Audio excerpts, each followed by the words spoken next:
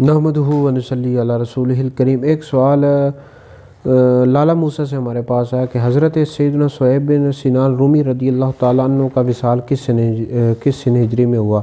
حضرت سیدنا ابو یحییٰ صہیب بن سنان رومی رضی اللہ تعالیٰ عنہ، آپ کو رومی اس وجہ سے کہا جاتا ہے کیونکہ آپ کی پرورش روم میں ہوئی اور آپ شروع میں اسلام لے آئے تھے۔ اس وقت تقریباً 30 افراد اسلام لے کر آئے تھے اور آپ ان 7 افراد میں شامل ہیں جنہوں نے سب سے پہلے اپنا اسلام ظاہر کیا ہے، اور نبی کریم علیہ السلام آپ سے بہت زیادہ محبت کیا کرتے تھے اور اسلام کی خاطر آپ نے بہت زیادہ تکالیف برداشت کی ہیں۔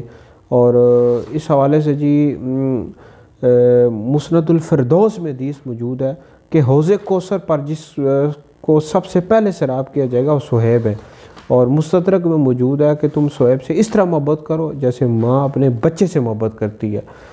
اور آپ کا جو وصال ہوا ہے یہ 38 سن ہجری شوال المکرم کے مہینے میں ہوا۔